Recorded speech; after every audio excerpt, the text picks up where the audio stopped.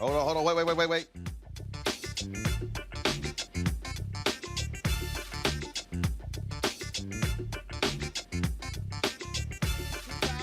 2021. Roland Martin.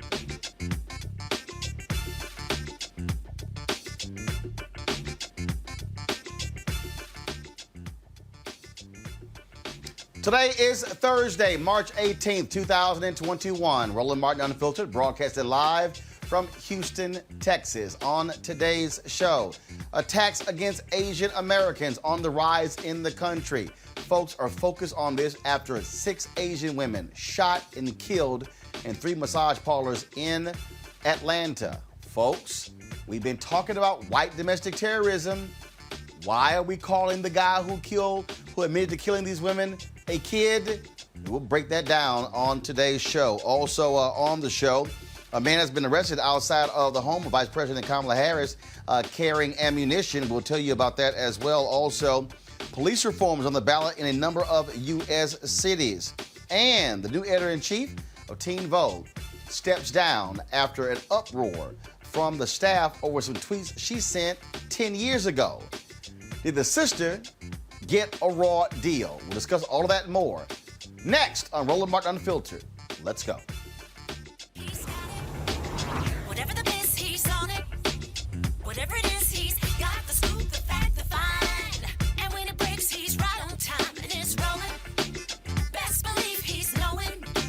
Putting it down from sports to news to politics. With entertainment just for kicks, he's rolling. It's on go, roll, y'all. It's Roland Martin, rolling with Roland now. He's funky, he's fresh, he's real, the best, you know he's Roland Martin now.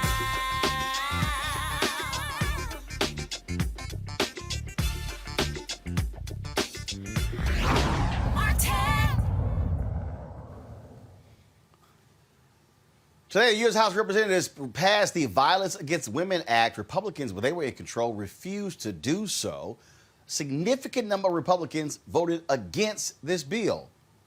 More than 150. Why? Makes no sense whatsoever. This is what took place today. This has been a long journey, and I think it's important to take note of the many women who have helped us do so, but do this in the name of so many women who've lost their lives. I take this moment on the floor to support the unblock amendment, but as well to encourage my colleagues on the other side of the aisle of how somber and serious a moment this is. That we do not take lightly to the floor, because so many of us in our own congressional districts have seen the scourge of domestic violence. We have seen the rise in domestic violence in a meteoric manner under COVID-19. It is rabid and rampant in all of our cities. Our law enforcement officers have told us it is the most dangerous call that they can possibly make. I'm particularly concerned about sex trafficked victims, and I'm very glad in the manager's amendment that it has language in there that indicates that sex trafficking victims experience sexual violence and assault, and that the federal recognition of their recovery is important. We look at all aspects of this important issue in our country. The en bloc amendment represents members' concerns for improving the treatment of women and men, the LGBTQ community, Native Americans, immigrant women, culturally diverse. To the 200 plus organizations of the coalition, I want to say thank you to you for advocating with us. Writing this bill in 2018 and never giving up has been the challenge that I have taken up. I am very grateful to the many women who have joined me. And even though it was not passed when there was a Republican president, Republican Senate, Republican House, and then it was blocked by the Republican Senate, we have now come with a fully robust, comprehensive bill that responds to the concerns of those who cannot help themselves. Housing and other aspects of this. The gentlewoman's time has expired. I yield to another minute. The gentlewoman from Texas is recognized for 1 minute. The provisions that are in this bill pointedly speak to needs that have been brought to our attention by victims. This bill deals with victims. And so when you are fleeing your home because your name is not on the lease or the mortgage, we now have provided an expedited process for you to get housing with your children. We intervene and have cultural and sensitivity training for men and boys.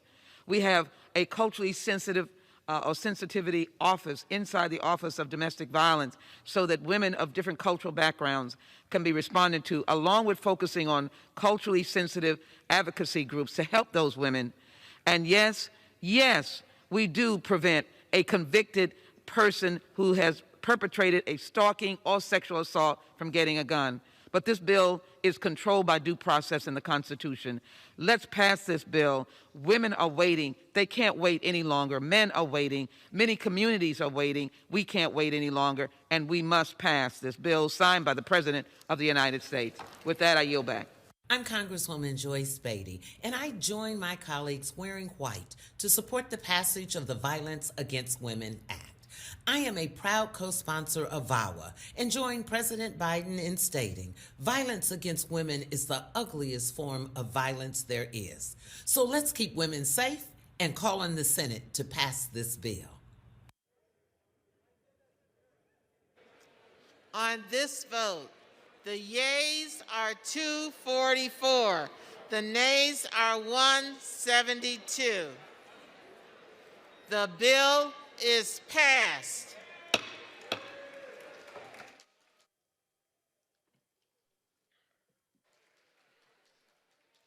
Without objection, a motion to reconsider is laid on the table. Let's introduce our panel, folks. Joining us now, Dr. Greg Carr, Chair, Department of Afro-American Studies at Howard University, Reese Colbert, Black Women in Views, and also Amisha Cross, political analyst and Democratic strategist. Reese, is there any explanation why so many Republicans would vote against the Violence Against Women Act? Now, first of all, for the people who criticized Joe Biden for the 1994 crime bill, they forget this actually was a part of that crime bill. Mm-hmm. Republicans, when they had control, they would not advance this forward. Democrats did. And you had, of course, restrictions when it came to being able to get guns, those who are involved in domestic violence. It's amazing how Republicans will defend abusers because they care so much and they adore guns so much.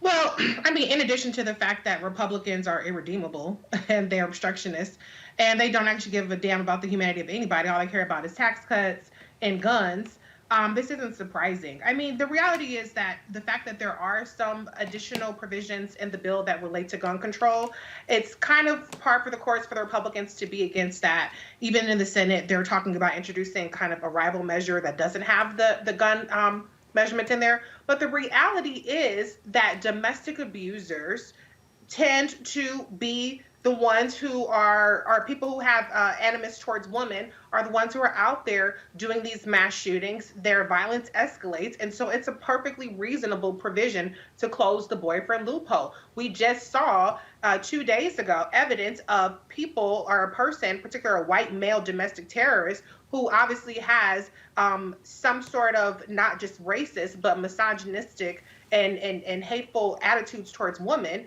who was able to get a gun the same day and go down and gun down 6 Asian women. And so Republicans are constantly showing that they are against women and on all of their rights, and that they just are not reasonable governing partners. They're just standing in the way. I really can't understand any logic whatsoever with Amisha opposing the Violence Against Women Act. I can't think of any. Roland, there isn't any. And statistics continue to show us 7 in 10 women. And the number is even higher when we're talking about women who happen to be from people of color backgrounds. The violence against women continues to uptick across this country. And I think that what we heard in the C-SPAN snippet earlier was absolutely correct. We know that during this pandemic, where women have been in lockdown, there have been more violent acts committed against them, specifically because the shelters, the places that they used to go for help, they were not as easily accessible because of the social distancing and because of the regulations around that. So we had some major issues. On a personal note, 2 of my closest friends were murdered by their significant others. And to Reese's point a moment ago, a lot of this is because of the proximity these violent men have with weapons. The most dangerous place for a woman to be is with a man who is violent, but that violence is often precipitated by the use of a gun. And the allotment that these men have, the boyfriend loophole, that allows for them to go and get these weapons that they use to intimidate and murder women, I think is something that we need to work towards. It baffles me that Republicans cannot, will not, and are just ignorant to the fact or just do not want to move on the Violence Against Women Act. And this isn't new. This isn't something that just came about because of the Trump era. We've been trying to reauthorize the Violence Against Women Act for quite some time at this point, and Republicans have served to block it each and every time. I think this goes down the hill with the rest of the things they've tried to strip women of, not only safety and protections, but also their right to choose, being a pro-choice person, their right to actually access equal pay. What we know about the Republican Party is that when it comes to women, they don't care about dismantling every right that we have, even if it comes down to our own right to life and protection. Mm-hmm. Greg Carr. No, I agree. I agree with Reese. I agree with Amisha. I mean, but this is actually probably fairly straightforward in terms of understanding. The white nationalist party can count. So until they can deprive the rest of us of the ability to vote, and of course they're hard at work at that, they have to shore up their base. The center of this settler project we call the United States of America is whiteness, and at the center of whiteness is white maleness, is patriarchy. Their base is far less concerned with protecting women, white women. Understand, because there's the theocratic element. A woman is to be secondary to the male in the house. Not to say that the rest of us haven't picked up some very bad habits in proximity to them. They don't give a damn about Amisha. They don't give a damn about Reese. They don't give a damn about your wife. They don't give a damn about my mom or a sister. And they don't care about none of us. But that's as a piece, black. Within whiteness, they don't care about white women. So, I don't think it's an accident that they trot Joni Ernst out to be the one to say, oh, we got some issues with gun control. No, this is fairly simple to understand. Whether it be extending housing vouchers or unemployment insurance or rape prevention or legal aid, whether it be allowing our First Nations kin to be able to act against non-natives who are on reservations who commit domestic violence. The White Nationalist Party realizes it can't win any more elections if the rest of this country continues to swell in numbers and vote. So what they are doubling down on has very little to do about the subject. They're going to say no to everything because they realize they are heading toward the type of apartheid state minority rule strategy. In fact, they've already embraced it that we saw in South Africa, which, by the way, to echo what Amisha said, I was listening to something the other day, COVID has seen a sharp spike in domestic violence all over the world. Mm-hmm. But they don't give a damn about that. They're trying to win elections, which means no to everything at this point. Mm-hmm. Well, that is absolutely the case. It is shameful and ridiculous because there are women who are seriously being impacted by violence all across this country, such as the violence that we saw that took place in Atlanta. 8 people killed, including 6 Asian women, by a white man who supposedly was angry about his sexual addiction. Now, what's interesting about this story is he bypassed strip clubs. He specifically kills Asian women. But the cops are saying, nah, he was having a bad day, and they do not want to call it a hate crime or race was a motive. That's strange to me. It's strange to me that would be the decision of those police. We are seeing an increase against Asian Americans. President Joe Biden, when he signed an executive order specifically talking about this. I remember there were a lot of black people who were upset. Oh, I can't believe he's doing that. People hit me on Twitter and YouTube. Folks, we're seeing this. We're seeing the attacks. We're seeing what's taking place in this country. Violence is violence. This is a race-based attack that we're seeing. We can't deny the reality or be clueless like other folks on this very issue. Joining me right now is Leisha Brooks. She is Chief of Staff for the Southern Poverty Law Center. Glad to have you with us. Can you, again, just share with me how you felt when you watched that news conference of the spokesman in Atlanta stand there and, well, the guy was having a bad day. I have never heard a cop describe somebody who admits to killing 8 people as he was having a bad day. Mm-hmm. Well, thank you for having me on. He just revealed who he was. And if I could refer back to your earlier guest that was talking about kind of white nationalist talking points and white nationalist agenda, it was completely clear that he did not care anything at all about the victims of that horrific crime, that he set out to protect the perpetrator of this violent and racist act. We have to remember that, as you were alluding to, unchecked violence and racist actions against one group, when they go unchecked, they will spill over into another group. Now, it's important for us to remember, of course, that in this country, anti-Asian racism has existed forever, right? Forever, as has misogyny and white supremacy. And these two things, racism, misogyny, patriarchal violence, go hand in hand. And it, as you say, it's up to each of us to stand up against it.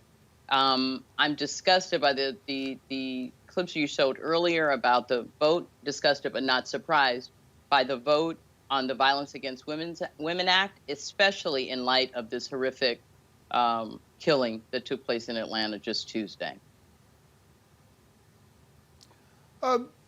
When President Biden signed that executive order, specifically dealing with the increase in anti-Asian American discrimination, there were some people who were going, I don't see this as a big deal. But we've seen this ratchet up. And to your point, other groups attacked. Remember the shooting that took place in the synagogue in Pittsburgh, other attacks that took place. And this refusal, this reluctance of Americans to call it white domestic terrorism. There were some people calling this guy a kid. A 21-year-old person a kid? Right.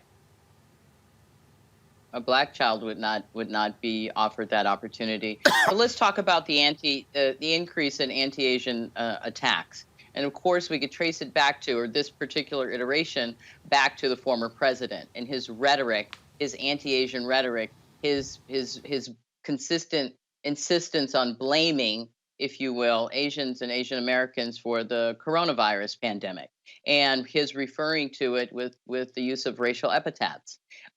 This increase in anti-Asian rhetoric has produced an increase in actual hate crimes that target Asian folks. We all heard about the 2-year-old and the 6-year-old siblings who were stabbed along with their father in Midland, Texas, last year. And then, of course, the 91-year-old man who was assaulted and knocked over. These are elders. These are children. And now we see women targeted because they're Asian and vulnerable.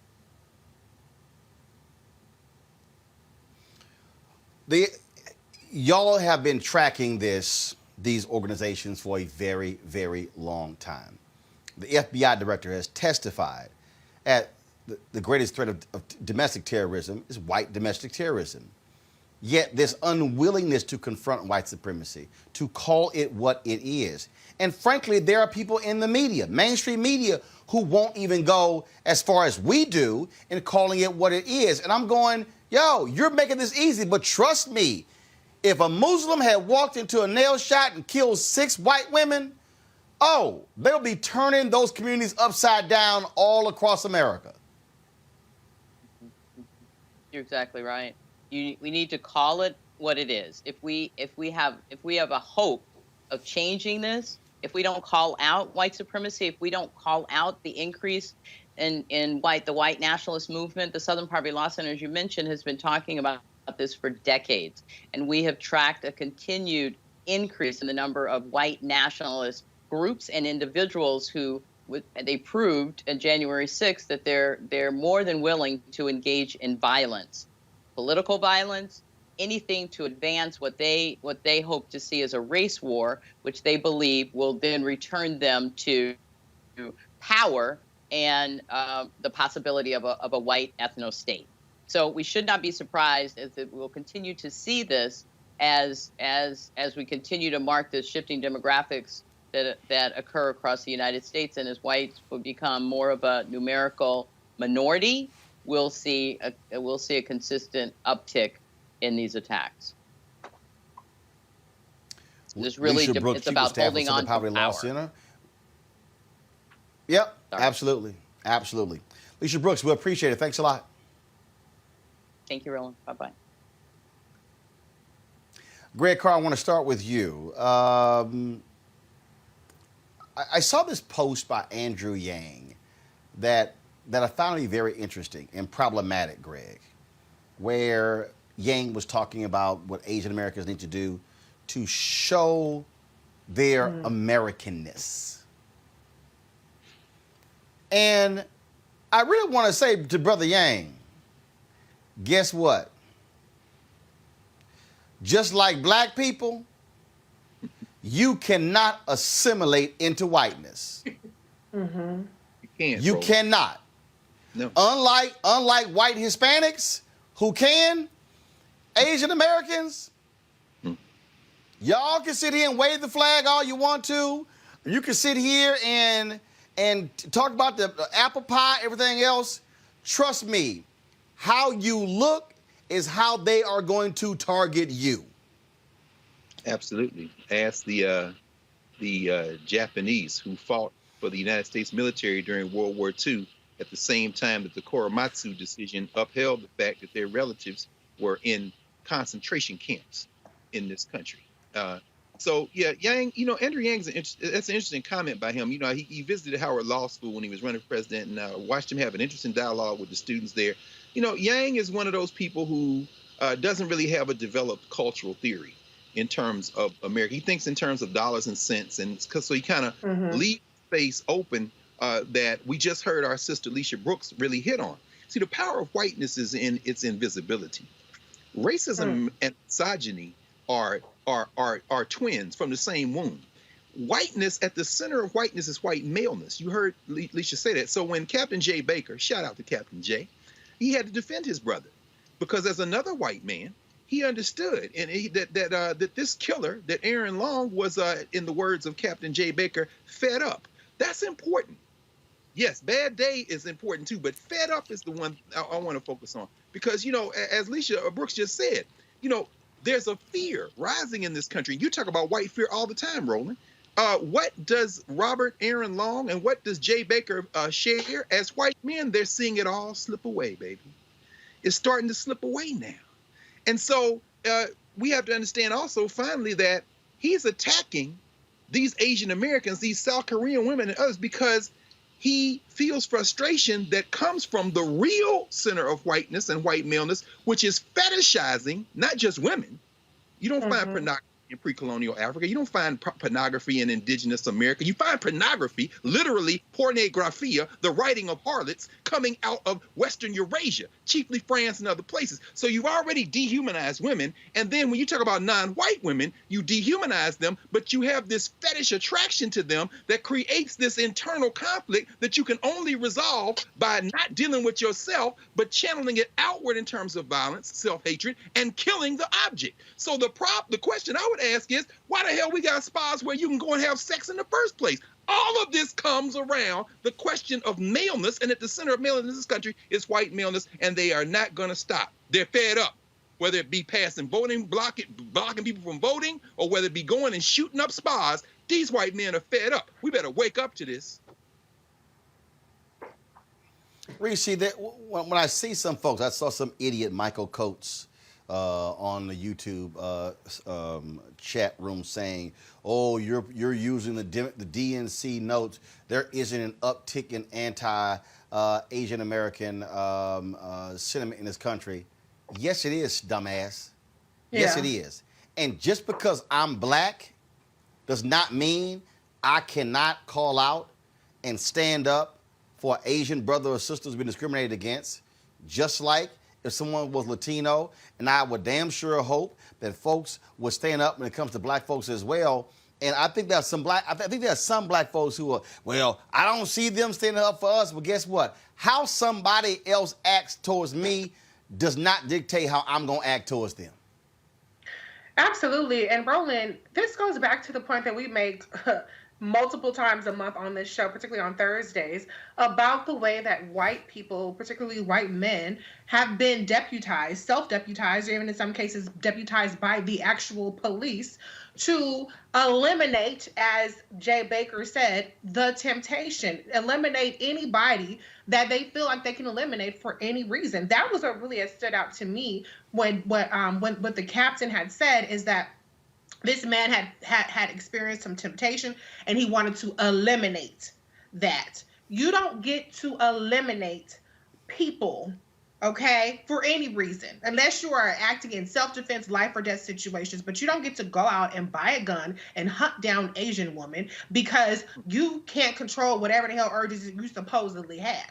But white people have been deputized in this country to eliminate Asian women, to eliminate black people who are minding their business, to harass them, to carry out, to assert some authority over us that they do not have. And that is the pervasive problem that we are all subject to. So no, this isn't just an Asian American problem, even though, yes, absolutely, in this case, we have to stand with our with the Asian community. But that mentality that drove this attack is the same mentality that drives the racial terrorism that black people are subjected to every single day. In the same way that this captain tried to rehabilitate instantly on the spot the image of a white domestic terrorist is the same reason why we don't see justice in our case, because they want to say, oh, he had a bad day, oh, he has an illness, or he has some other situation that's a mitigating factor. There's no mitigating factor for murder, and there's no mitigating factor for terrorism.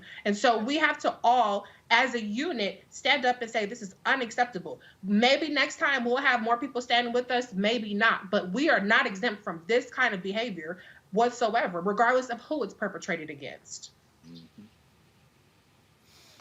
Amisha,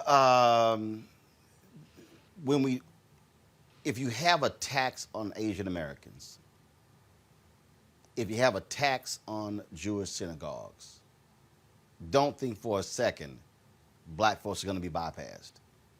And what we are seeing, and we saw Donald Trump embrace, salute, empower, embolden these white militias, these white supremacists.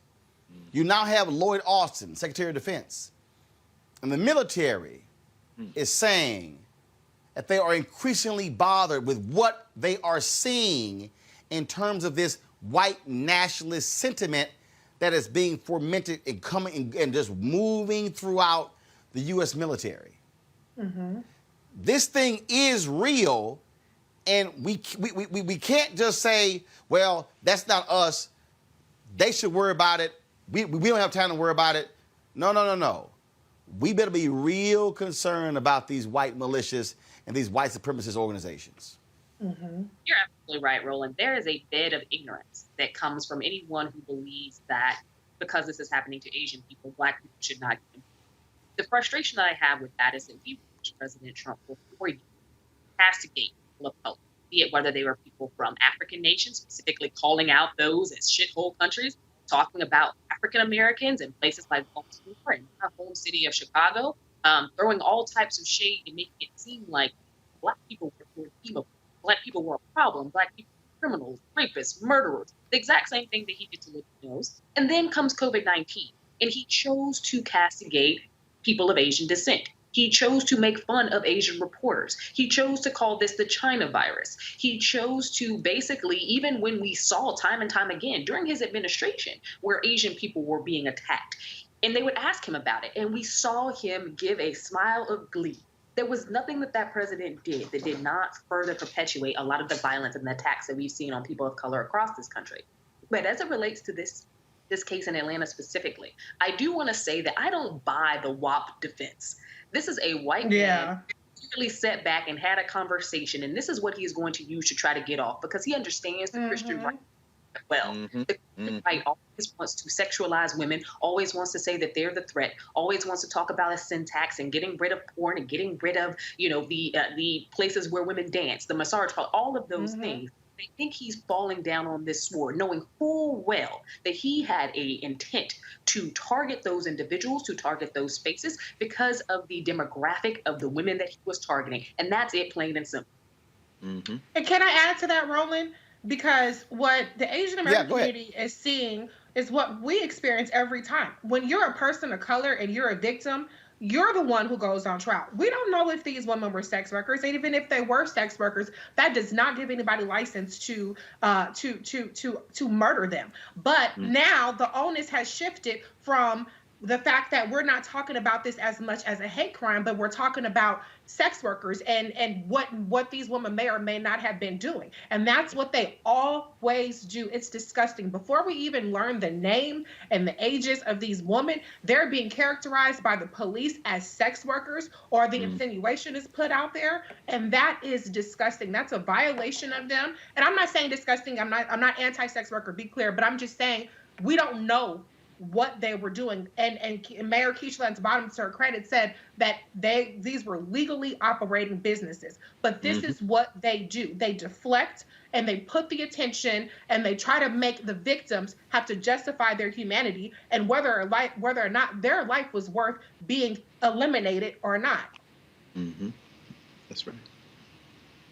Great point. Absolutely. Folks, next story. 31-year-old Paul Murray arrested Wednesday afternoon by D.C. Metropolitan Police when he was found lurking outside of the U.S. Naval Observatory. That is the official residence of the Vice President of the United States. Now, of course, Vice President Kamala Harris and the second gentleman, Douglas Emhoff, they actually are staying at Blair House while repairs are being done at the Naval Observatory.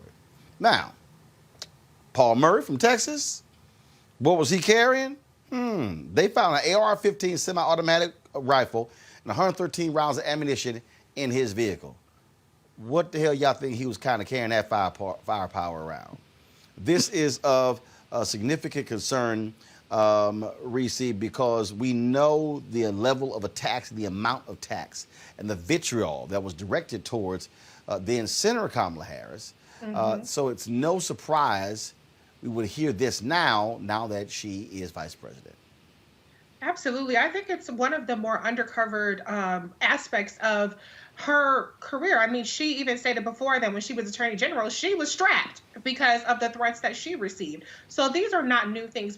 People forget that when the whole, I don't know if you guys remember the pipe bombs that were being sent out to different various Democrats, including President Obama or ex-President Obama at the time. Then Senator Kamala Harris was one of the people who were mailed those pipe bombs. If you look at just the rhetoric that's against her on social media, there have been reports that shows that she is the most attacked politician, female politician, in some case politician, male or female, on the internet by an exponentially larger amount. And so what people need to understand is that we know that VP Kamala Harris is strong, but we need to wrap our arms around her in protection and recognize the unique threats that she faces. As a Black woman, she is the biggest threat to white male patriarchy this country has seen in a very long time. And that's why so much has been put behind trying to stop her from ascending to the position of VP. And she's going to be under constant threat. And that is not something that should be minimized. And they need to be doing everything in their power to protect her. Absolutely. Amisha? I agree with Reese here, because what we're seeing is that not only are the threats great and the potential even greater, Kamala Harris is seen by Republicans, and they knew this when Joe Biden announced her as vice president. She is seen as the biggest threat to America. The biggest threat to America in the eyes of white supremacists is a Black woman leader. And I think that because obviously, her ascension from vice president to president when she decides to run, that is disruptive to the entire white scheme of how things are supposed to go in these systems. And I think that to the point of them really pushing We're seeing these white domestic terrorist groups. We're also seeing we're seeing leaders of the right-wing media talk about her 24/7 as though she is a terrorist that needs to be removed, even though she's a sitting vice president and has served in the Senate, has served at the state levels as well. The problem with that is it goes to show the threat and the force that white men particularly use against Black women. And I think that what we're watching happen with Kamala Harris is a push to ensure that she is the biggest threat, that she is to be feared, that she is to be dissolved, that she is to be destroyed. And mark my words, if we do not protect that woman, they will get what they want in the same way that they've tried to do it time and time again as Black people, particularly women, have ascended to positions of power. Mm-hmm. Greg, we cannot ignore these real threats. Well, so far, the country has ignored them. In fact, so far, the country has abetted. I don't mean us. I don't mean Black. I mean the folks who are supporters of white nationalism with their silence or with their cosplay that this is somehow the norm. Of course, we all remember during the 2008 campaign, the perpetual fear that Barack or Michelle Obama or the children might be harmed. Some people in the audience who are old enough to remember 1984 when Jesse Jackson didn't get Secret Service protection until after the Nation of Islam provided the fruit and the MGT, the Muslim Girls in Training, at which point they jumped to give him Secret Service protection. And then the debate was maybe we would rather have the nation because we don't trust the Secret Service.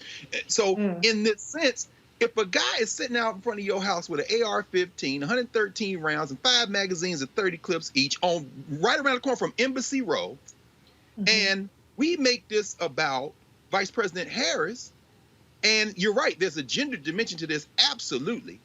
We have to understand that the real villain in this is this country. What do I mean by that? I'm saying that Joni Ernst talking about protecting the Second Amendment, this white boy, Robert Aaron Long, buying a gun, as Reese said, then going and shooting these women. What is the common thread?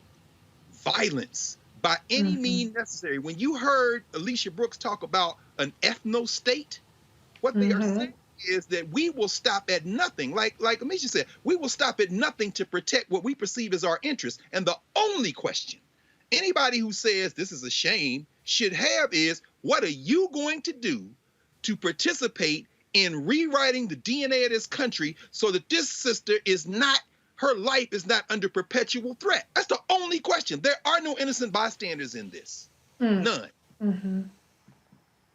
Absolutely. Absolutely. Folks, got to go to a break. When we come back, more on Roland Martin Unfiltered, including Derek Chauvin's trial in Minneapolis. And I dropped by my high school to see the George Floyd mural that was painted on the ground outside. I'll even show you that video. That's next to Roland Martin Unfiltered. Senators, this cannot be our future. Do not concede, Mr. President. Fight hard. This cannot be the future of America. That's what we got! The Falklands War!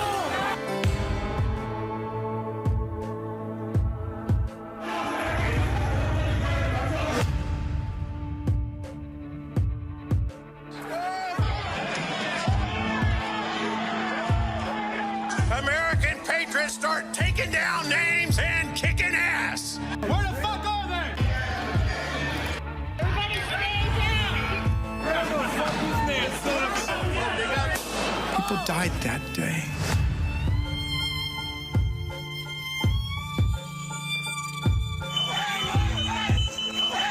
What message will we send the rest of the world?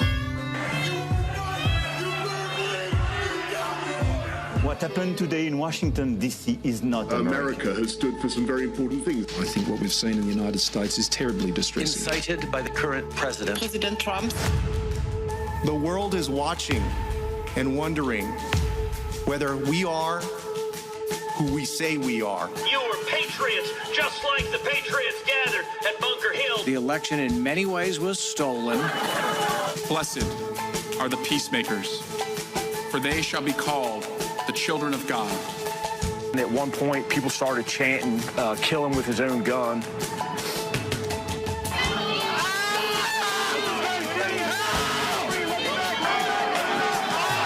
They thought they were going to die. Watching someone use an American flagpole to spear and pummel one of our police officers ruthlessly, mercilessly. We didn't need more witnesses. We needed more senators with spines.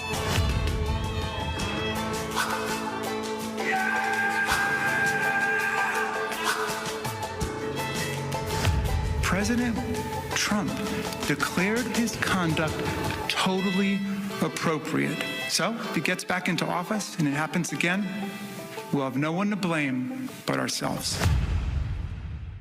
Hi, everybody. This is Jonathan Nelson. Hi, this is Cheryl Lee Ralph, and you are watching Roland Martin, Unfiltered. Hi, I'm Kim Burrell. Hi, I'm Carl Payne. Hey, everybody. This is Sherry Shepard. You're watching Roland Martin Unfiltered.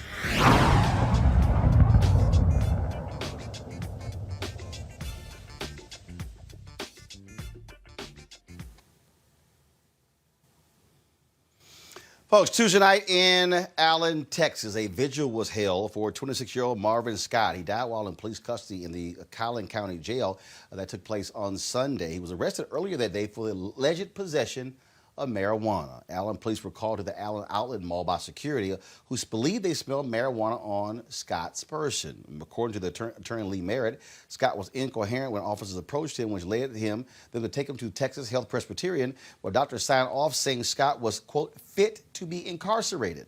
While incarcerated, Scott suffered several mental health episodes, leading to detention officers trying to restrain him in his cell. Merritt says the use of force against Scott was overtly physical. 7 employees have been placed on administrative leave pending an investigation. Before we get to the treatment of him, Amisha, by the cops, this is a perfect example of why you shouldn't be arresting people for simple possession of marijuana. Absolutely. I don't think that you're going to find any argument there. At this point, I think that you can't be someone who stands for and supports criminal justice reform, but also is okay with people being arrested, being brutalized over simple possession of, in most cases, small amounts of marijuana. At the end of the day, right now, marijuana, the sale of marijuana from, white distributors is legal in a ton of states. White men are making money off of what they have brutalized and locked up Black people for now for over 5 decades. I think at this point, we need to revisit this process. We need to make sure that people are not getting arrested on marijuana charges in general, but also that we as a nation are really putting the onerous on these policing units, because the behavior that we're seeing is completely ridiculous. And it should not take 15, 20, 30, 40 more videos before we get to a point where excessive use of force is something that is eradicated across policing entities. See, Reese, there's a report that was done by the National Association of Social Workers that suggests there needs to be a better collaboration between social workers and police. This, in order to, first of all, reduce these sort of cases, reduce racist incidents, but more importantly, deal with people who have mental illness. And that's the thing. When San Francisco talked about sending social workers out instead of sending cops out, you saw a dramatic difference in how cases were resolved. This man is dead because he had a mental disorder, and a person, and if you get rid of the archaic laws or have a DA who says, no, I'm not gonna prosecute simple possession of marijuana, the guy's still living. And so, again, we love to talk about, well, what happened to him in the jail, but if you deal with the stuff on the front end, he's never in jail.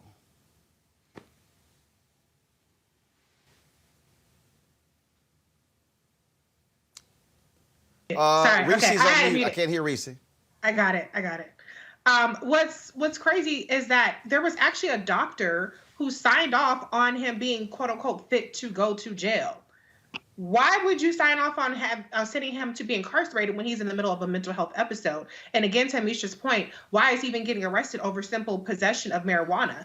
And then when you're at the jail facility, why aren't there people who have the training to deal with people who are having mental health episodes? It's so ridiculous that so many of these police brutality and these deaths are occurring from people who are having mental health episodes or who are spurred in the process of being, brutalized or unfairly detained into having these breakdowns. And so there's a lot of blame to go around here, but especially shame on that doctor who has a lens towards incarceration instead of having a lens towards rehabilitation or towards actually dealing with the situation with this gentleman was dealing with. That's right. Greg, cascading failure. Again, security officers call them and say, I smell marijuana. Right. Who gives a damn if your ass smell marijuana? All right? That's the first deal. Cops come there, they arrest him. Then take him to a hospital. Doctor signs off. Then you go to the jail. Several issues and how the jail restrains him. Cascading errors. At any point, security officer, cops, doctor, if any of those people do the right thing, he's never detained in the jail cell. That's why we have to think about what is happening, Greg, holistically. Mm-hmm. Agreed, brother. I mean, the first thing we have to do is decide as a country that they didn't do the right thing. And there is no we. I'm just saying that kind of rhetorically because there is no we. Clearly, those people thought, if you smell marijuana in D.C., they've decriminalized it. You can't call the police. Of course, this is a different place. Texas, they all did the right thing because they're policing black bodies, whether it be deputy police like that white boy sitting out in front of Kamala Harris and Doug Inhofe's house, or whether it be this security guard. They see, okay, this brother Marvin Scott Jr., his parents got to now preside over a funeral. But guess what? We know a couple of things. We know that marijuana is going to be legalized in the United States shortly. Why? Last week, 8 days ago, the lower chamber of the Mexican legislature voted to legalize marijuana. It's going to pass the Senate in Mexico, and López Obrador is going to sign it. That is 2 years after Canada legalized it. Mexico got 130 million people. They are primed to be the largest exporter of legal marijuana in the world, and their major client is going to be those states in this country that have already legalized marijuana. The market, in other words, is going to force, because now the United States is going to be sandwiched between two countries that are going to be exporting. I'm sorry, number two in exporting marijuana is Canada. The business market is going to force these coward politicians to to legalize marijuana. But that's not going to do Marvin Scott Jr. any good, because like Kamala Harris, like those sisters down there in Georgia, he is not white, which means every white person is deputized to regulate his life and death. And they're going to bring him back off suspension after they said, well, y'all follow procedure. He just, I guess, what the hell, not guilty. Mm-hmm. Yep. Again, and this is why, again, as we go back to is when you use the phrase defund the police, hey, this is what they're talking about. They're talking about the shifting of resources away from cops to social services. Mm-hmm. That's what they're talking about, Amisha. No, you're absolutely correct. This is a case that should have never been handed to the cops. At the end of the day, when you know that somebody has a mental health disorder, and this was a verifiable mental health disorder, you do not treat them in the way that we saw this man get treated. First and foremost, we know that police themselves, as well as the sheriffs and county officials, they don't have experience in, nor have they been trained in how to deal with mental health and mental illness. Therefore, they should not be the people called out or the people who we expect to lead in advocacy or know how to take care of individuals who are having mental health episodes. What I do think we need to do, and what funding should go towards, is more social services, more wraparound services. Right now in America, 9 in 10 people who are sitting in jails across this country have verifiable mental health issues. That is a ridiculous number of people. That tells me that our issue is over-criminalizing, or criminalizing in general, mental health and mental illness. We're not technically criminalizing actual behaviors in terms of things that are violent acts. The majority of people who are serving time in federal prisons as well as our state prisons aren't there because they killed somebody, not there because they stabbed somebody. They're there because they have mental health issues. And that tells me something about how we treat our policing and how our policing needs to change. Mm-hmm. Look, bottom line is this here. What we have to have is a real... I constantly talk, Reese, about this has to be the third Reconstruction. Mm-hmm. And this is a perfect example of what I'm talking about, Reconstruction. we have to reconstruct. We have to deconstruct, then reconstruct policing in this country. Because what has happened, it has been driven by white supremacy. It has been driven by this white supremacist-fueled law and order, which means keep all of them in check. And it has resulted in this police state we're living in where the answer to everything is call the cops, call the cops, call the cops. If it will pain me to hear another example of a black mother calling the cops because she cannot control her son, and her son is dead, and the mother has to live with, I'm the one who called the cops. You're right, Roland. But you know what? Honestly, the onus is going to be on the white people in this country to determine that they're willing to give up their white supremacist deputies and the ability to have that power to police, eliminate, and oversee everybody. And to be honest, there are plenty of victims of police brutality that are not Black, that are not Latino, that are not Asian, that are actually white Americans. But that's what they're willing to do to deal with in order to keep that oversight and that brutality against the rest of us.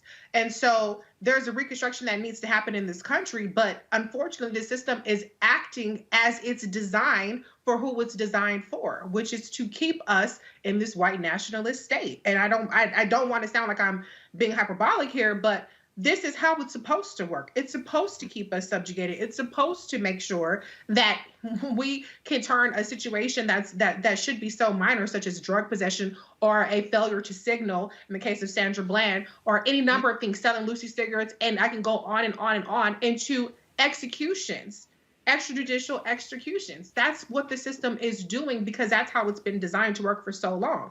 And until white folks say, this is enough, then we're going to all be subjected to it. Maybe we can get some legislative progress with, for instance, the George Floyd Justice and Policing Act. Maybe we can get some progressive prosecutors. Maybe we can get some work done here and there. But the system is always going to work as it's designed until people are fed up with it enough.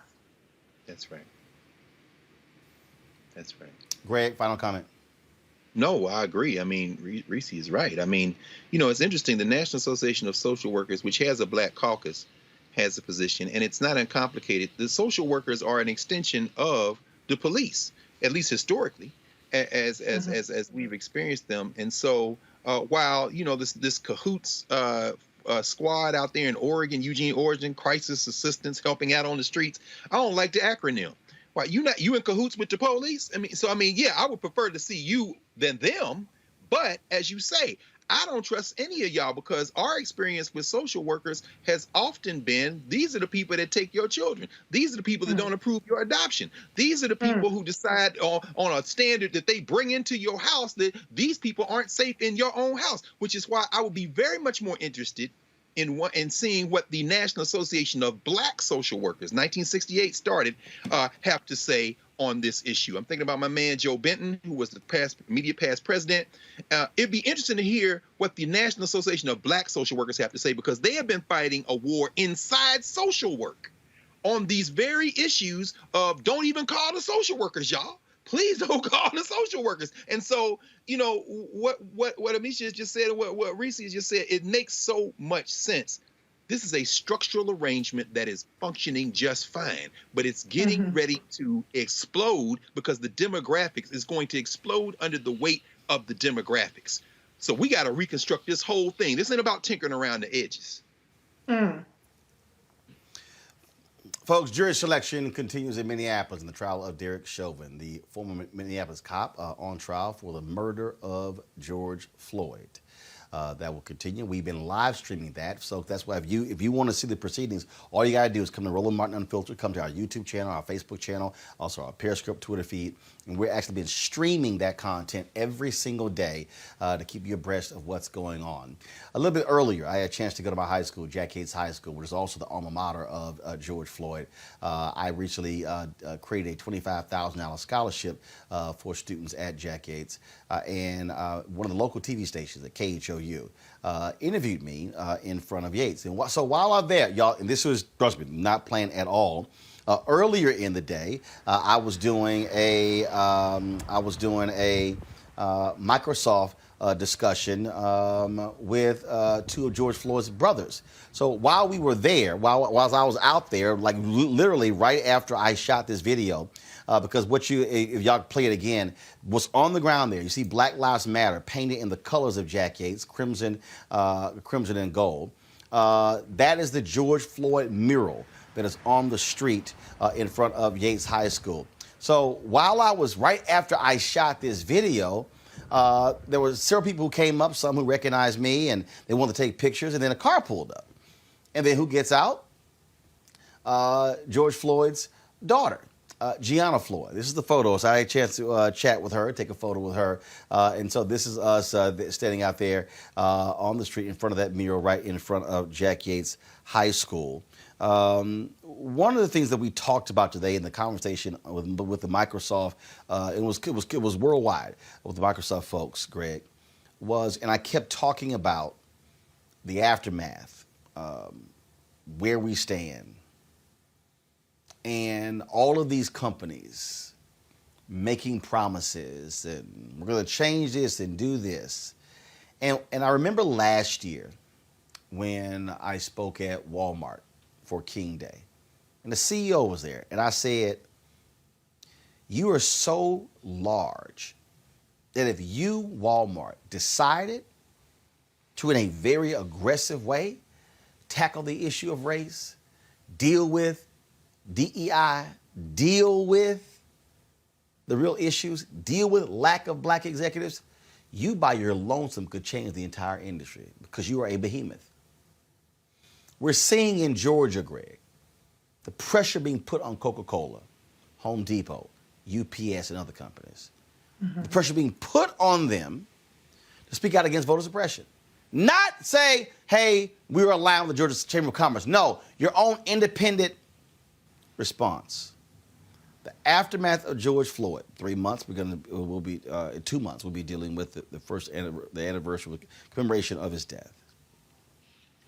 And I say this is not a moment where we allow corporations to say we're with you, but then not show accountability to show you're actually with us. I'm talking about show us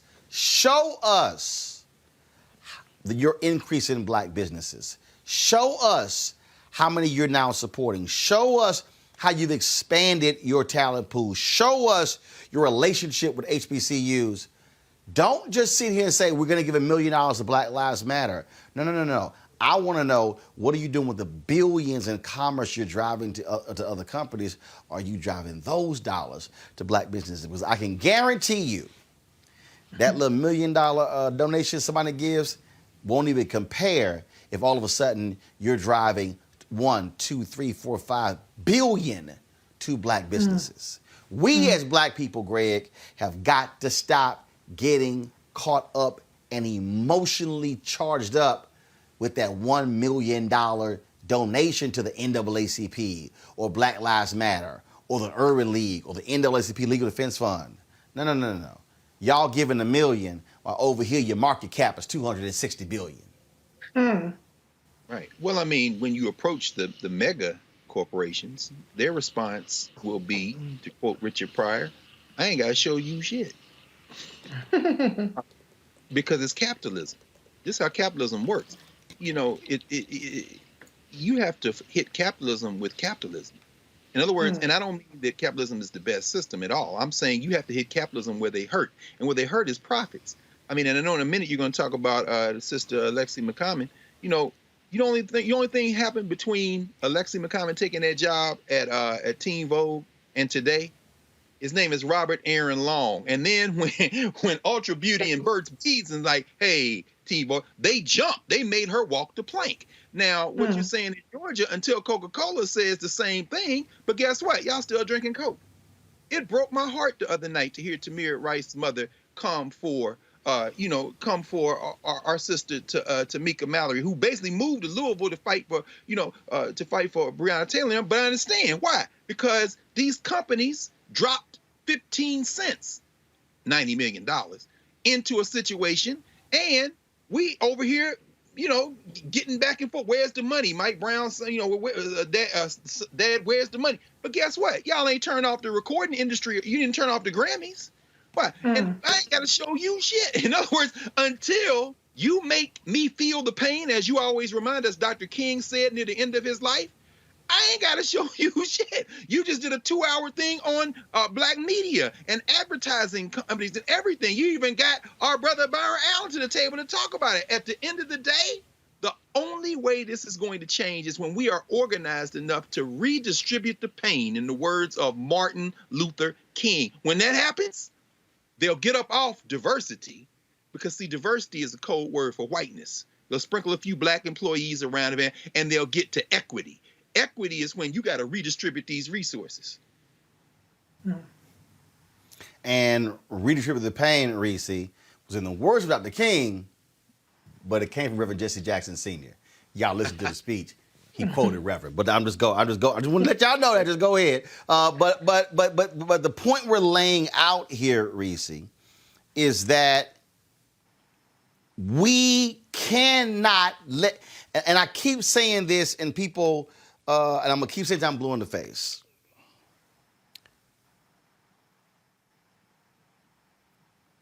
We cannot let non-black folk continue to monetize blackness and not allow black people to monetize ourselves. We simply cannot do it. We simply, the reason the other night we were talking about black targeted versus black owned media, you keep giving money to black targeted, that ain't going to black people. That's right. That's going to white-led conglomerates already. That ain't going to black people. That's not building black wealth. That's not building up black families. It's not.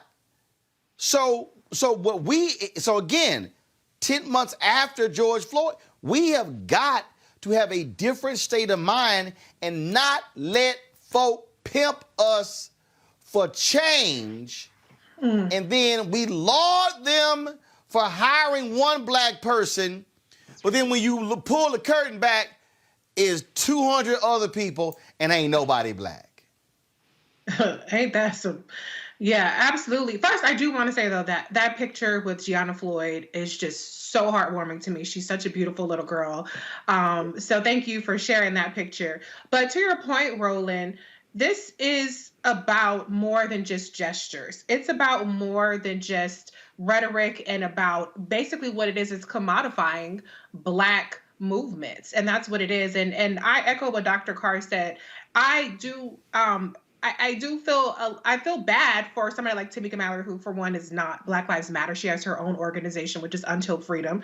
So she has nothing to do with the fact that Black Lives Matter raised $90 million. What does that have to do with her? But when I see constantly more and more, where we see more TV shows, more commercials, more award shows, it's all about showing this we're in solidarity with you, and it's all for show versus putting something actually behind that. And that's where we have a responsibility, not just to, as Dr. Carr said, fight capitalism with capitalism, but we have a responsibility to, as I've said many times, continue to push for Black-owned businesses like what you do, Roland. We have to validate Black-owned businesses and demand that they get a piece of the pie.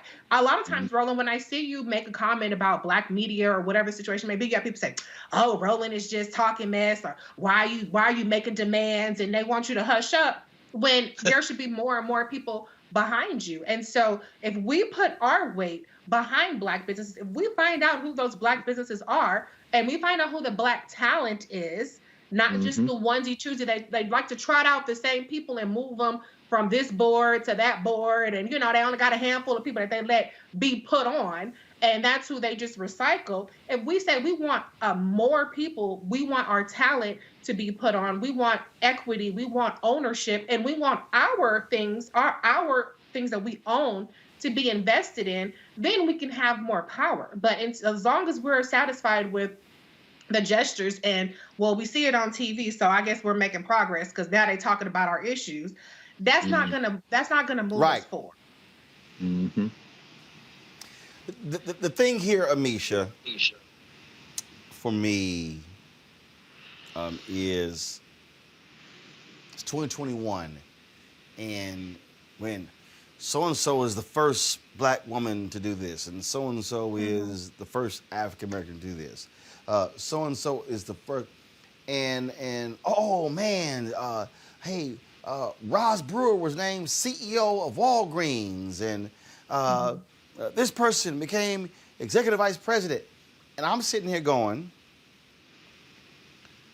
the liberation of our people will not be predicated on one person getting a job.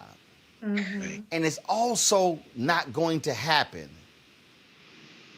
when we have black people in corporate America who operate from the point of view of, man, it sure is lonely at the top. Come on, man.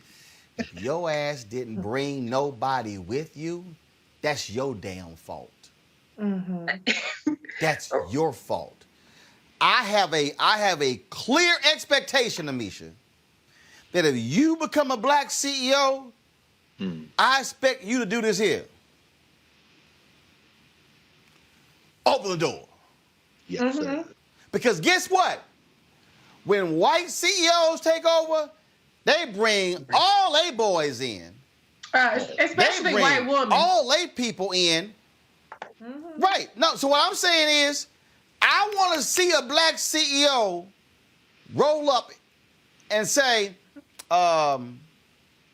here my first 8 hires, and they all black. And if somebody goes, they're all black. And then you say, yeah. Because when the last CEO brought in 8 white folks, y'all didn't say nothing. Mm-hmm. See, Amisha, if we're not intentional, all we doing is celebrating one person getting a check and everybody else still starving. That's right. You're absolutely correct, Roland. And we get to the point where not only do we have to lift as we climb, but after we get there, Black people cannot act as though it's a danger for us to bring other Black people on, because if we do, we'll lose our spot. That happens more oftentimes than not. Black people get that executive level, as rare as it is. And once they get there, the fear is that if they add somebody, all of a sudden the spoils that they've gained are going to go away. And I think we have to break out of that mentality. We have to continue to advance. We have to continue to understand that just because we made it doesn't mean there isn't an equally talented or smart or strategic Black person out there that we need to bring along as well. But also that we are the people who are going to hire us.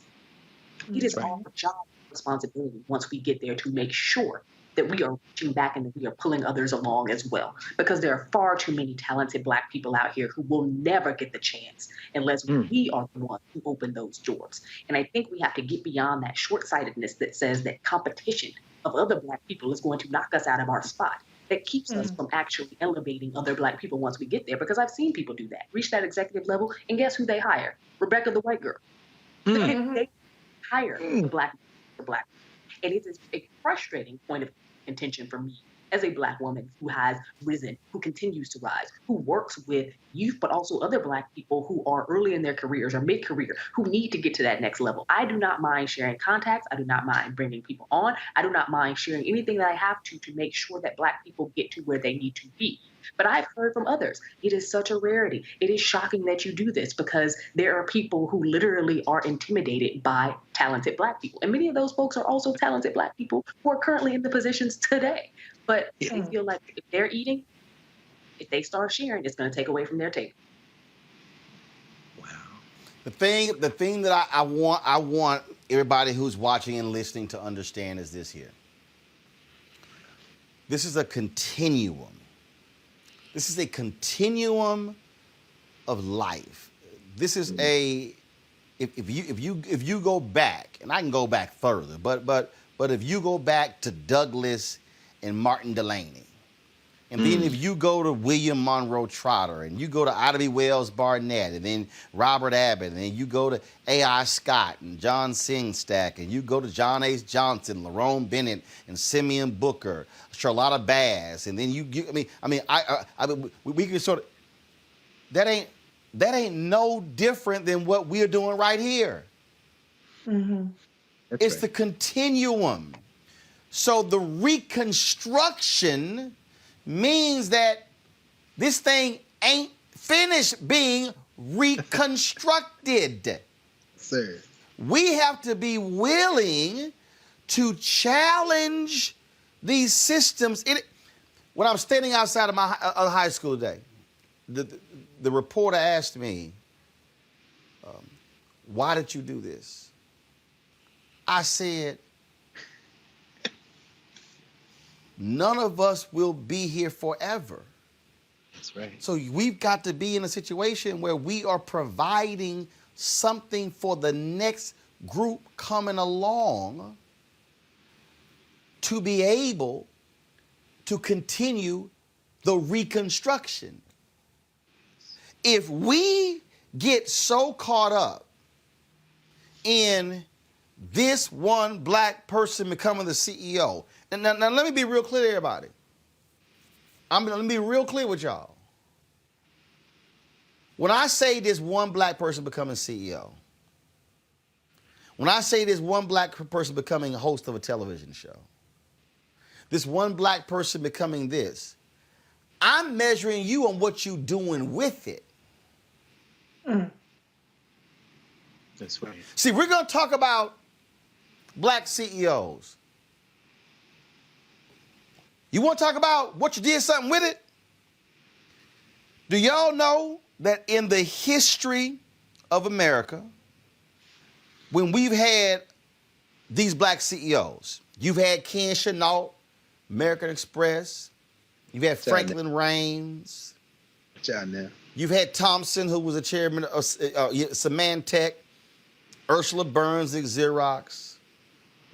Y'all realize that when Thasunda Duckett was named as the CEO of TIAA, that is the first time in history that a black CEO was followed by a black CEO.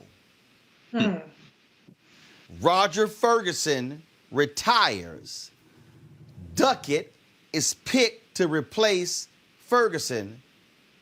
Never in history has a Fortune 500 black CEO been replaced by a black CEO. See, so the real track record, so everybody, when we sit out here and we, the black CEO, the black president, or the black COO, or the black, no. You're going to be measured by how many did you bring in. Right. Because if you're black and you come in and you got the power and you don't create the next wave, I didn't say ripple, I said wave, of black executives, well, hell, it wasn't no different between you and a white executive. All that means is one black person got a check. That's right. We've got to be challenging people, and we've got to stop getting excited when somebody gets named to a position.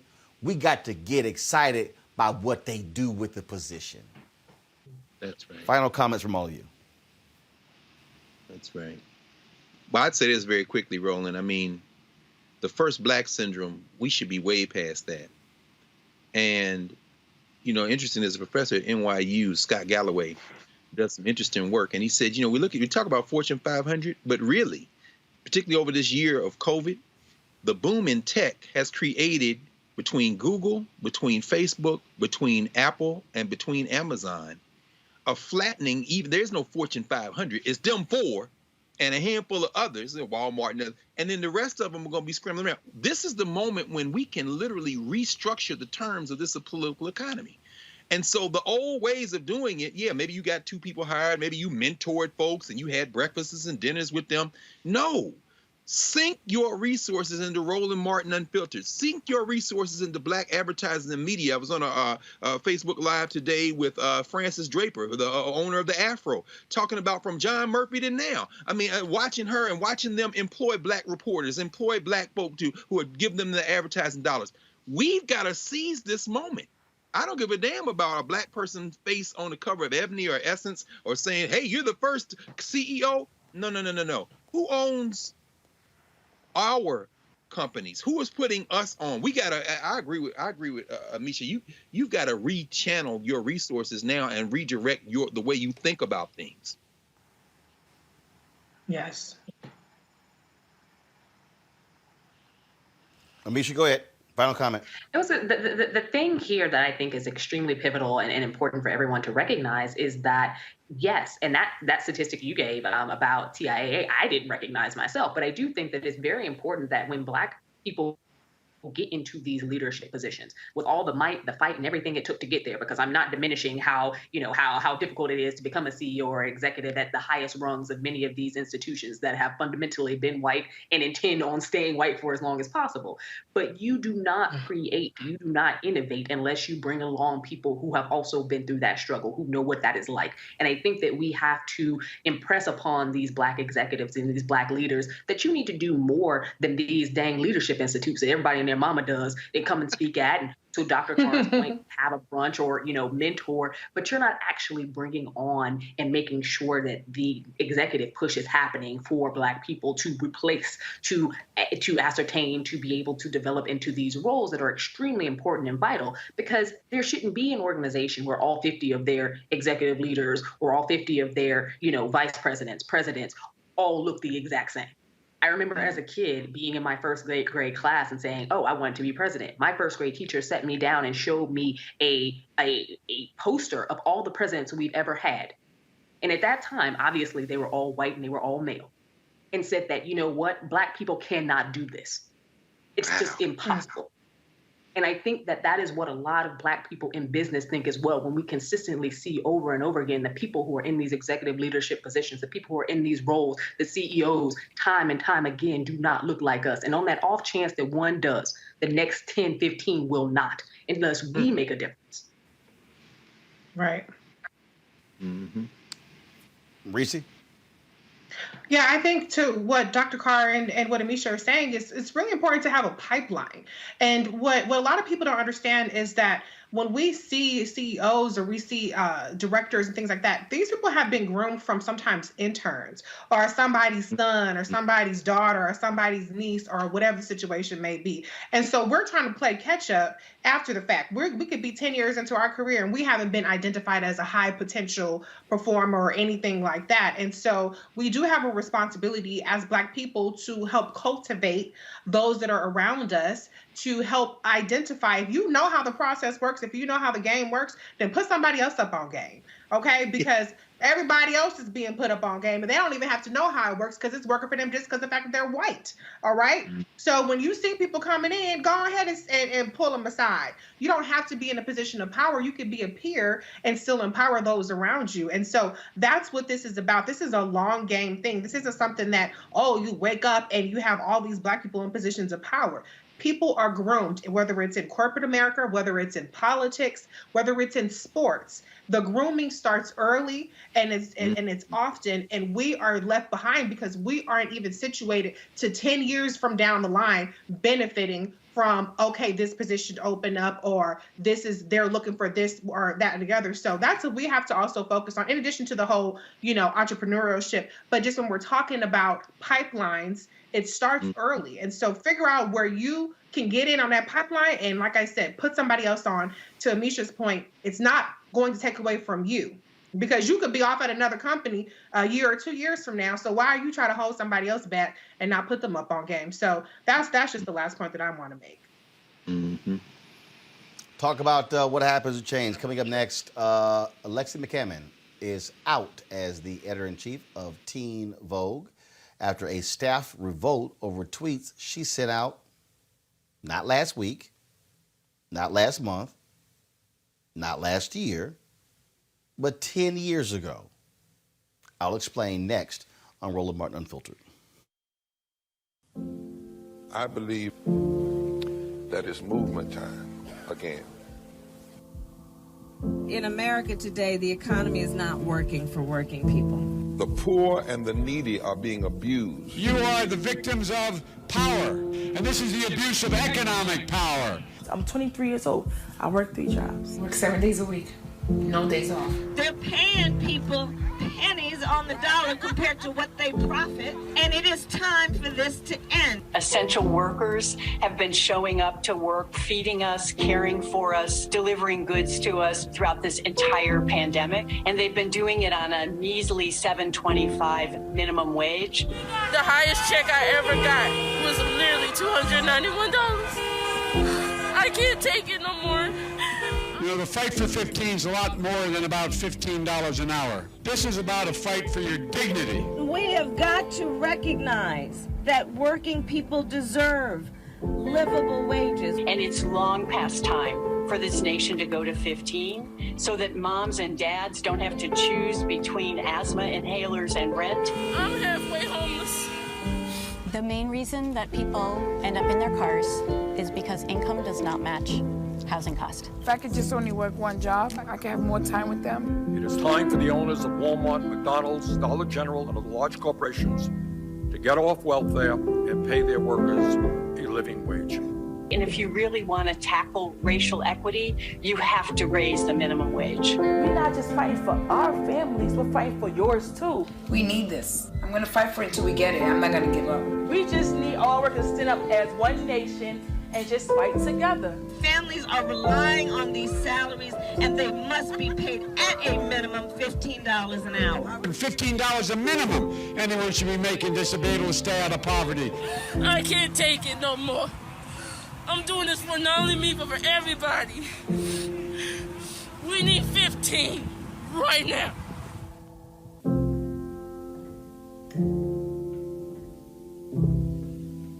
What you're speaking on is taking risk. What you're speaking on is sacrifice. What you're speaking on is actually putting yourself in the mud to be in whatever positionality you play in this society. You got to make a choice to say, I'm going to roll over and let these white folks come in here and do what they do, or I'm going to at least choose to be a resistor in this component. Where I do my thing, I'm going to resist. I reside with the resistors. If you find me, I'm going to be with the people. If I'm washing dishes, we dropping dishes. If I'm delivering pieces, we taking some back to Pookie and Ray Ray because we know they ain't got no food at the house. Whatever I'm doing, I'm never in the position to reaffirm a goddamn thing that they got going on. And I don't care how I play it, I don't care what I put on, I don't care what suit, what tie I put on, I don't care how clean I look for the day, I don't care how prestigious I talk for the day. If I'm in the building, black folks getting something out the deal.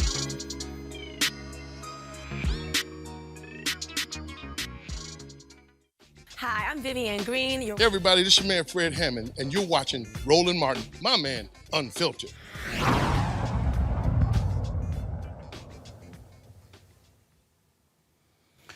The newly appointed editor-in-chief of Teen Vogue has resigned after a staff uproar over anti-Asian tweets she sent out 10 years ago when she was 17 years old and in college. Alexi McCammon, a 27-year-old rising star in the industry. She worked with Axios for the 2019 NABJ Emerging Journalist of the Year.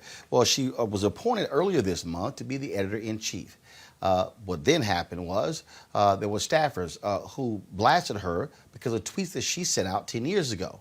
Now, she addressed those tweets 2 years ago, apologized for them, deleted them, but now they come back and lead to her resigning her position. She posted a statement on Twitter. I'm going to read that statement. If y'all have that statement there, go ahead and pull it up, please. But in the statement, she said that they parted ways. That is, she as well as Condé Nast, who hired her, agreed to part ways. Allow me to read this for you, folks. And this story, I was actually on a call earlier and saw this, and here's, I know her, I know Alexi, like I said, she's in NABJ, but it still was shocking to lots of people how this whole thing went down, that forced her. She said, I became a journalist to help lift up the stories and voices of our most vulnerable communities. As a young woman of color, that's part of the reason I was so excited to lead the Teen Vogue team in its next chapter. My past tweets have overshadowed the work I've done to highlight the people and issues that I care about, issues that Teen Vogue has worked tirelessly to share with the world, and so Condé Nast and I have decided to part ways.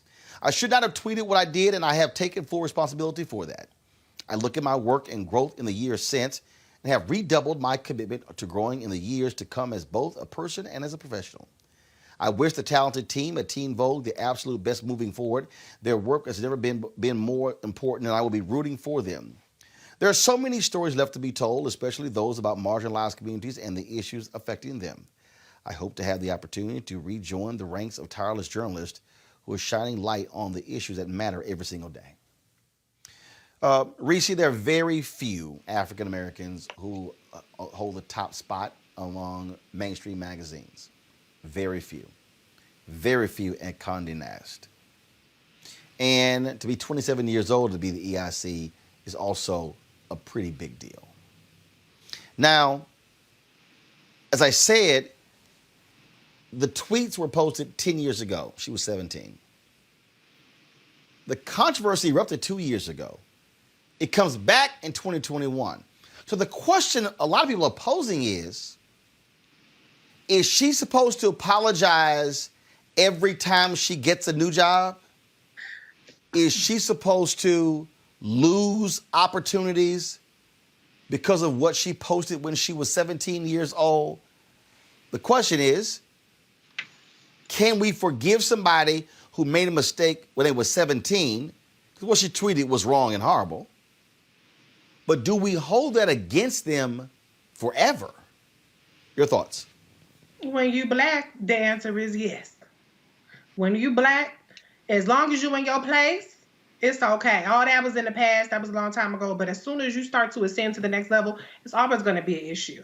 I applaud Alexi for taking accountability and for unequivocally, being apologetic and being accountable for her tweets, even though she was young, to as you have pointed out.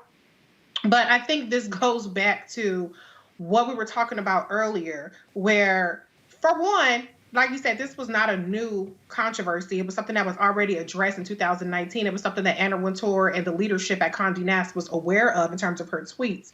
And so what they calculated is, okay, maybe she gets a little blowback, but in the meantime, we get our little woke points because we put a black woman and she's going to make history. We're going to get all these good, headlines from the fact that we put a young black woman over the magazine. Meanwhile, behind the scenes, the team at Teen Vogue is galvanizing against her. So she wasn't going to succeed anyway because of the fact that there were people who were going to be resistant to her leadership, which is something that happens often when black people are in charge. I'm not excusing or even addressing her tweets in and of itself, but it probably would have been something else. Let me just put it like that. But the bottom line is that Condé Nast got what they wanted, which was the good publicity and the good feedback from making this history with Alexi, only to turn around and throw her under the bus and allow her to fall on her sword. It's unfortunate timing that, the events that we've seen unfold over the last couple of days. Obviously, it's unconscionable to try to defend anything that has any kind of anti-Asian rhetoric, but at the same time, it's just kind of like now you just want to make an example out of her. So at the end of the day, what she said was wrong. She took accountability for it. I hope that this doesn't ruin her future. But we've seen time and time again, it's even happening right now with Kristen Clark. It's happening with all these women of color nominees talking about their tweets. It doesn't matter how benign the tweets are. If you're saying anything that they don't like, they try to smack you back down. And so my whole thing is, let's see who they put after Alexi. Let's see if this was all just a gimmick to like I said, get those good headlines and those cool, but those woke points in as we are dealing with this racial reckoning. And let's see what they do now. Because if it's just, okay, well, we tried the Blackie for a couple of weeks. She had some tweets, which we already knew about. Now she got to go. Let's go back to status quo. Then I would say they all full of shit. Mm-hmm. Amisha, What's interesting here is I asked some folks on my Twitter feed saying, well, you know, if this was somebody white who said something, you'd be feeling differently. I said, actually, I wouldn't. If that was somebody white who had some awful tweets at 17, first, I am factoring in you're 17. That's first. 17-year-olds do stupid shit. I can tell you right now, I've warned every single one of my nieces and nephews about things that they have tweeted. And in fact, there have been times when I've seen stuff and I called them and I've said, delete that bullshit. Take that down. And I've actually said to them, be careful what you tweet because that could very well impact your career down the road and you didn't even realize it. So you just tweet it in the moment because you just being young and dumb and trying to be cute. But I literally sent them this story today. But one of the things that I keep hearing from people is that, oh, you had folk on the inside who were targeting her and who didn't want there to be a black editor. First of all, that was one of the theories I've heard. Another theory was that, hey, when you make a mistake, you have to keep atoning when anyone asks. Sorry, I disagree with that one. I think your work determines how somebody can now judge you. Your work determines that. But I dare say, Misha, the third thing with this particular story here, which people still haven't even dealt with me, at what point is she allowed to keep living and breathing? I remember when Mark Halperin said it to me, well, am I supposed to never have a job? And I said, well, first of all, Mark, you apologize in an interview, but you have never apologized personally to the women who you were masturbating behind your desk. Oh, no, I said, no, bro. I said, no. You playing games here. This here, to me, is a moment where, and it's not because I know her, it's not because she's black, it's a moment, Amisha, where you say, first of all, now I really can pressure you, and you're going to have to do extra to show us you mean business. The next person don't have to. I think it was a mistake on the part of the staff not to accept her additional apologies and then say, we're going to judge you on what you do the next 6 months to a year. We'll be watching. To me, that should have happened. It's frustrating, Roland. And you know, I'll preface this with saying that I know Alexi personally. The frustrating part here for me is that they're holding her accountable for something not only that happened at 17, but something that she has apologized 70 times 7 already. Like, this has been covered and covered fully. And it was something that they knew about before she came on and something that she knew she was going to face when she got there because those ripplings happened.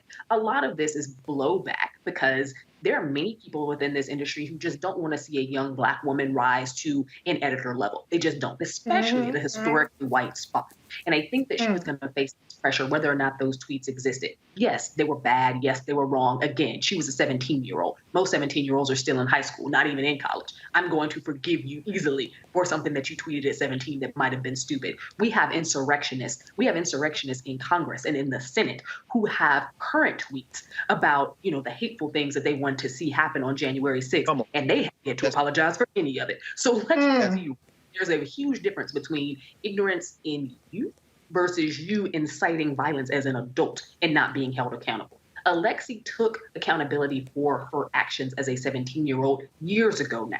At this point, as someone who has risen in the ranks, who held her own at Axios, who has interviewed presidents, vice presidents, candidates, here, there, everywhere, somebody who has proven herself worthy of the position at which she was in, because nobody just gives black people anything. So you got to prove yourself worthy time and time again to get there.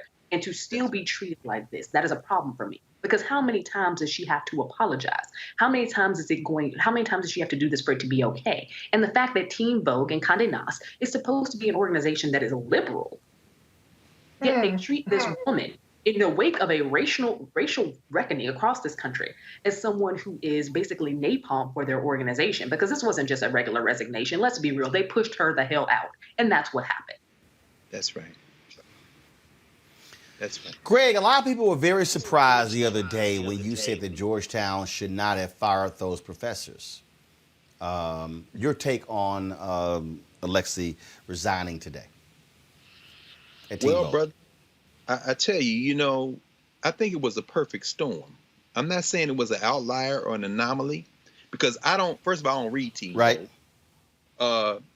But Condé Nast, of course, being what it is with its venerable tradition of whiteness. Although I must say I did pick up a recent copy because Tandiwe Abdullah, the daughter actually of Melina Abdullah, you found Black Lives Matter LA, was featured as one of the young people who is out in the street trying to make change. She's a freshman at Howard. So I did go and get a copy of Teen Vogue for that. But this sister is the third Black to be promoted to editor-in-chief there. I mean, Elaine Welterworth was 29. When she got promoted to be the editor-in-chief of Teen Vogue, a sister, and Lindsay Peoples was 28 when they picked her. And all this has happened over the last several years. I think it was a perfect storm. I think I agree. There was an internal revolt. They went outside. They didn't promote from within. So that, it's going to be that type of resentment. I think but here's the key point, I think, and it's very important in the larger conversation we're having. They knew about these tweets. They vetted her. She had conversations about them. And so the only thing that changed between then and now is Robert Aaron Long. So understand that there was not enough. Well, no. Well, no. Condé Nast knew, but it was the staff that released that letter, essentially saying, we ain't gonna work for her. They didn't say that. So it was this staff, and I'll pull up in a second, one of the staffers who was on Instagram was blasting her. This is racist. We can't allow it. I don't care if it happened years ago. I don't care if she apologized a year ago. But I do think you're right.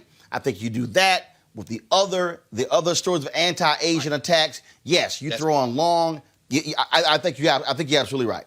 Well, that's all I was going. Roland, I agree with you 100%. And that's all I was saying. It's a perfect storm, because if she had been the first Black woman to be the editor-in-chief, perhaps this plays different.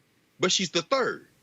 So they could hide behind the other two sisters. I mean, I just think that, again, the calculus of how we have to, as Black people, and how we have to, as Black women, in certain circumstances, Black men in certain circumstances, try to do this trigonometry of race to navigate these treacherous shoals. And then you got an internal Hunger Games going on with other non-white staffers deciding they're going to go out on strike. My question is, at the end of the day, when do we exercise, going back to the thing we've been saying over and over again today and throughout the history of this platform, this broadcast that you're building, when do we marshal our collective strength so that when one of us finds themselves out in harm's way, they are not left with anything other than the apologizing the way she did, trying to hold on and hoping Axios. Wasn't that Mike Allen?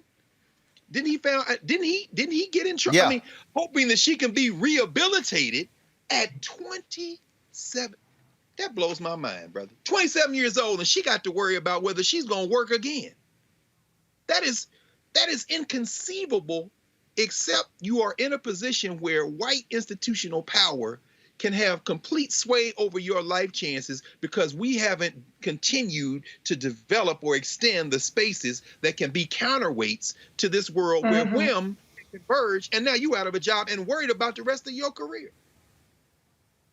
And can I add to, Absolutely. Black people are always expected to forgive and forget and move on. Let's do an oppo dump on every single one of these Teen Vogue folks. Let's do an oppo dump on the past 10, actually not even just 10 years, but back to when you 17. Let's see what you said about Black people. And let's see how many of y'all end up being forced to resign. And so I think it's interesting that the history, as Dr. Carr pointed out, that Condé Nast has with their racism against Black people or their problematic behavior. How many times has this happened where somebody has resigned over anti-Blackness or racism towards Black people? So let's just keep the same energy. That's fine. Let's establish this. This is the standard going forward. If you've ever said anything, then you got to go. So let's keep that same energy and let's vet the white people that come behind or everybody. Let's vet everybody the same way. Let's hold everybody to the same standard. And then let's see how many people that we have left to run these magazines, including Anna Wintour. All right. That's right. All right, precisely. Folks, we'll leave it right there. I certainly appreciate all three of you being with us. Thank you so very much, folks. Don't forget, if you want to support what we do here at Roland Martin Unfiltered, please join our Bring the Funk fan club. This allows for us to be able to do the kind of coverage, travel the country, be able to tell the stories that impact you. You saw the promo. We're going to have Tef Poe tomorrow. I sat down with him recently. We were in St. Louis. Y'all want to miss this. Tef was bringing the funk. Trust me, you don't want to miss it. Support us, Cash App, $RM Unfiltered, PayPal.me/R Martin Unfiltered, Venmo.com/RM Unfiltered, Zelle, Roland at RolandSMartin.com or Roland at RolandMartinUnfiltered.com. And of course, you can send a money order to New Vision Media Inc., 1625 K Street, Northwest, Suite 400, Washington, D.C., 2006. Folks, that is it for me. I will be here in Houston tomorrow. Cameron Champ. Brother on the PGA Tour. He has called the Mac Invitational, named after his grandfather, a brother who taught him how to play golf. That's why I am here. Cameron with the Texas A&M played on the golf team there. His dad, Jeff Champ, asked me to come down and participate tomorrow. Cameron and I are going to be interviewing the great Lee Elder, the first African-American to play in the Masters. And so we'll be broadcasting tomorrow. So don't forget that, and then, of course, the Tef Poe interview. Folks, I shall see you then. Holla!